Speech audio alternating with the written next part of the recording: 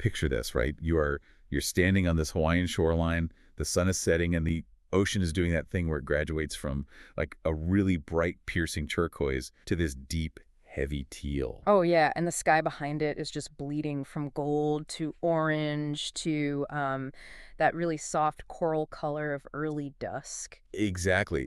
I mean, you've got palm trees framing the whole thing like natural stage dressing, and the air just smells heavily of plumeria. It's the quintessential perfect scene. It really is. So welcome to today's deep dive. We are actually pulling from this incredibly vivid, deeply atmospheric narrative piece today, titled The Rave Girlies Go to Hawaii. Which is such a great title. Right. And our mission today is definitely not just to recap some story about a beach trip. The goal here is to really extract this profound, genuinely radical philosophy of joy. And of being present, like how we actually interact with the environment around us. Yes, exactly. Because usually when we think about a setting like that, the perfect Hawaiian sunset, we tend to approach it with this expectation of, well, aggressive precision. We treat the environment almost like a vending machine. Oh, that's such a good way to put it. You put the money in, you expect the product out. Right. You book the flight, you check into the hotel, you march down to the beach, and you basically just sit there and demand that relaxation and joy immediately wash over you. Like sun plus sand equals happiness. It's a very clean binary formula. Yeah, you're either successfully vacationing or you're doing it wrong. And it becomes incredibly transactional. I mean, we put in the money and the travel time, so we feel like the environment literally owes us a specific emotional outcome. We really do. We cling to this comforting illusion that joy can be manufactured if we just follow the right itinerary. But the narrative we're exploring today throws that rigid vacation spreadsheet completely out the window. It totally does. The text doesn't even start by praising the beach itself. It starts with a thesis about the unpredictable nature of joy. Right, the opening lines establish the stakes right away. The text suggests that true joy doesn't announce itself before it arrives. It doesn't send a schedule or instruction manual. It just shows up. Exactly. Yeah. It simply shows up warm and gold and smelling of plumeria, and asks you to move your body in response to it. Which completely shatters that transactional mindset we were just talking about. Yeah. And the text gets very specific about this. There is a line that serves as the absolute core of the piece. Oh, the quote about surviving. Yes. It says, "Joy is not a reward for surviving hard things. Joy is the thing itself. Joy is what you show up in." Wow. I mean, think about how radical that is compared to how we normally operate.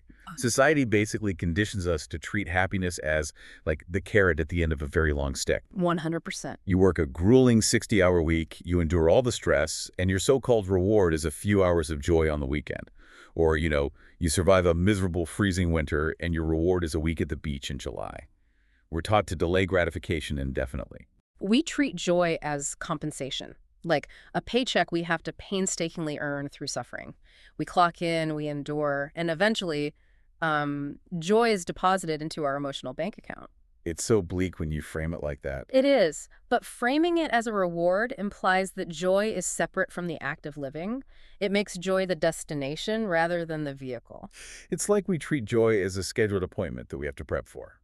But this text argues it's more like a surprise guest who just walks through your front door. I love that analogy. Right? You don't ask to see their invitation. Yeah. You don't check your calendar to see if you've earned their visit today. You just immediately clear the floor and welcome them in. You make space for it. Exactly. And the text uses the physical setting of Hawaii and three very distinct characters to show us exactly what welcoming that guest looks like in practice. And it does this by breaking down how different people process the exact same moment. It starts with external processing, how we physically manifest our presence in a specific environment. Let's look at the first two characters, Cherry Boom and Holly Pocket. They represent this external processing. And the descriptions of them are just incredibly vibrant. They take up visual space without apologizing for it. The aesthetic is very specific. Very. You've got Cherry Boom with golden blonde hair blowing in the wind, wearing this sweeping orange skirt and a deep tangerine top. She's got a red hibiscus tucked above her ear and layers of lush green leaf lay. And then there's Holly Pocket. Right. Holly is the center of attention. She has this orange-red hair in high, flame-like pigtails, fuchsia pink eyes, a blue bandeau, and a tiered red hula skirt. I mean, they look like they brought a music festival aesthetic straight to a serene beach. But the crucial detail isn't their wardrobe, right? It's their internal state and how that actually translates into physical action. Right, so with Cherry, she is standing at the edge of the water, and she is laughing for absolutely no reason. And the text specifically notes, and I think this is important, she is not performing. She's not It's posing. just being. Yeah, she is just reacting to the fact that the ocean is there, and the sunset is doing something genuinely unreasonable behind the trees. Cherry is really the embodiment of pure reception. If we think of the environment as a wave, she is the sand absorbing it. She isn't trying to change the moment or analyze it or even add to it. She's just letting it happen. Exactly. She is simply letting that unannounced joy wash over her and responding with this still, grounded presence. But then, right next to her is her friend, Holly, who has a completely different energy.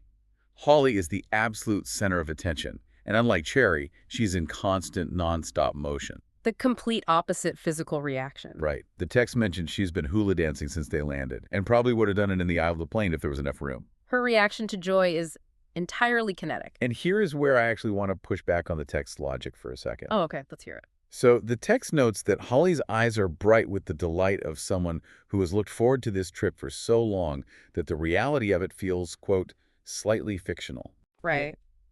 So if Cherry represents this grounded, pure, still presence, doesn't Holly's constant frantic motion kind of contradict that? Like if you are dancing nonstop because the reality feels fictional to you, are you actually grounded in the moment? That's a really interesting point. Because to me, it almost asks the question, is she just avoiding the quietness of the sunset by filling it with constant activity? It's a completely fair question, and I think it highlights a really common misconception about mindfulness. We tend to think of presence as only looking one way, silent, still, meditative like Cherry. Right, sitting on a rock, breathing deeply. Exactly. But the text argues that Cherry and Holly represent two sides of the exact same coin of embodied presence. Holly isn't flailing around to distract herself. The text specifically says she mirrors the ocean with her hands, rolling, flowing, present. Ah, okay, so the motion is anchored directly to what she's actually seeing. Precisely. Her motion is a direct physical dialogue with the environment. Going back to our previous analogy, if Cherry is the sand absorbing the wave, Holly is the wave itself. Oh, I like that. Her dancing isn't an escape from the moment.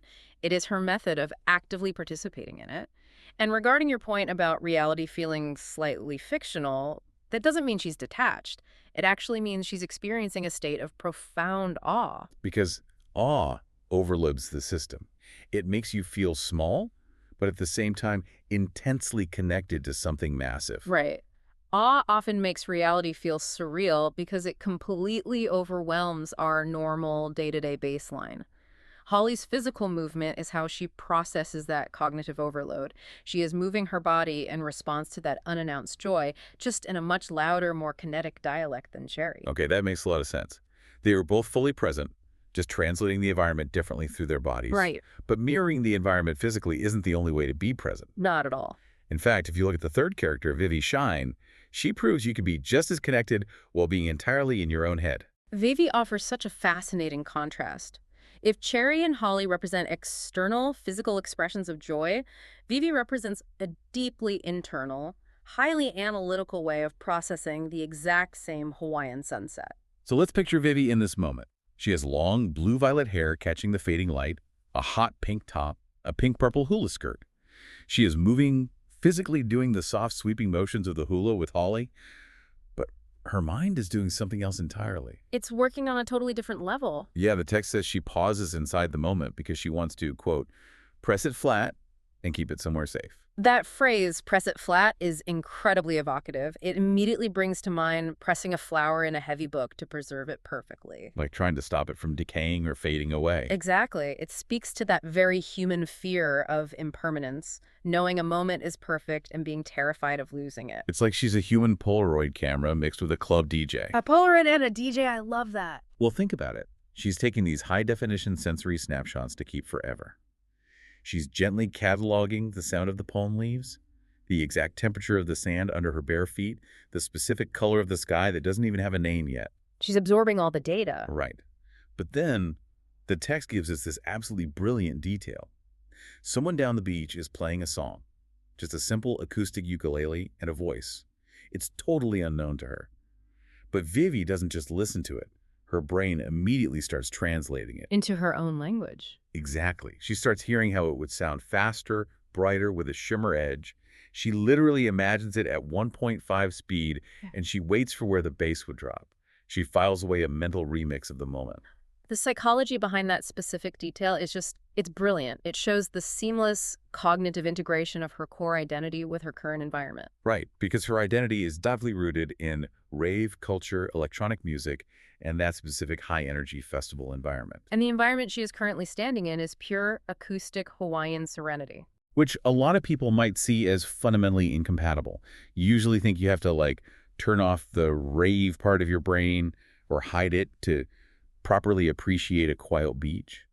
We often compartmentalize ourselves based on where we are. But Vivi doesn't do that. She doesn't reject the acoustic ukulele just because it doesn't fit her usual heavy bass vibe. But she also doesn't abandon her own identity to pretend she's someone she's not. She synthesizes them. She does. She translates the world into her own language. It's such a specific way of interacting with the world, layering your internal rhythm over external stimuli. It is, and it's actually a profound defense against alienation. When we enter a new, unfamiliar environment, cognitive dissonance can make us feel like intruders. We feel like we don't belong. We get imposter syndrome for vacations. Basically, but the text shows that we don't have to leave ourselves behind to belong anywhere. Vivi brings her bass drop mindset to a quiet beach, and it doesn't ruin the moment, it actually deepens her connection to it. She finds a way to make the external world resonate with her internal frequency. Which leads directly to her realization at the end of the scene. She looks at Cherry laughing quietly, she looks at Holly dancing kinetically, and she feels something settle in her chest that she doesn't quite have a word for. A sense of rightness. Yeah. The text says the closest approximation is the feeling of, this is where I am supposed to be. And that is the ultimate arrival of the joy we discussed at the very beginning. It's not just fleeting happiness. It is a profound, grounded sense of alignment and belonging. What really stands out, though, is that this belonging isn't just about the geography. It's not just about being in Hawaii. It's about being with her specific people and how they operate as a cohesive unit. Very dynamic. Right. The text actually zooms out from Cherry, Holly, and Vivi as individuals and looks at them collectively as the rave girlies. And their group dynamic provides a completely different angle on this whole philosophy. It shifts from individual presence to collective extreme intentionality. Extreme is the right word. The text makes it very clear they are not conventional visitors. They don't just show up to a beach and passively hope the vibes are good. No, they come prepared. Highly prepared. They carry a highly curated playlist for every conceivable mood. And they carry a backup playlist for when the first playlist isn't hitting right. They have deep, non-negotiable beliefs about which specific tracks sound better at sunrise versus sunset. And this brings us to the ultimate thesis of the source material. The text states it so plainly. The rave girlies do not wait for the right moment. They bring the right moment with them. Let's unpack the weight of that statement, because they happen to be on a pristine Hawaiian beach today, which obviously required a lot of effort and flights and money to get to. A lot of privilege, too. Exactly. But the text explicitly notes that tomorrow, their joy might be found at a crowded festival, or up on a city rooftop, or literally just in someone's living room with the furniture pushed back and the speakers turned up until the walls vibrate. It completely decouples joy from privilege or perfect circumstances. Joy isn't locked behind a paywall of expensive vacations or flawless weather. It's a matter of agency. Agency. That's the key word. Think about how often we catch ourselves waiting for the perfect conditions to allow ourselves to feel joy. We wait until all our chores are done. We wait until Friday at 5 p.m. We wait until we finally take that big trip. We constantly defer our happiness to a future set of idealized circumstances. We forfeit our agency. We let the environment dictate our emotional state entirely. Like, if it rains on our beach day, the joy is canceled. Exactly. But bringing the right moment with you means taking absolute responsibility for your own joy.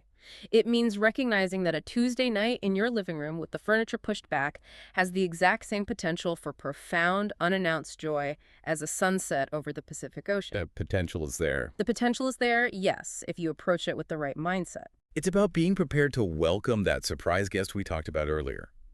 Having that metaphorical or literal backup playlist is crucial because life is inherently unpredictable.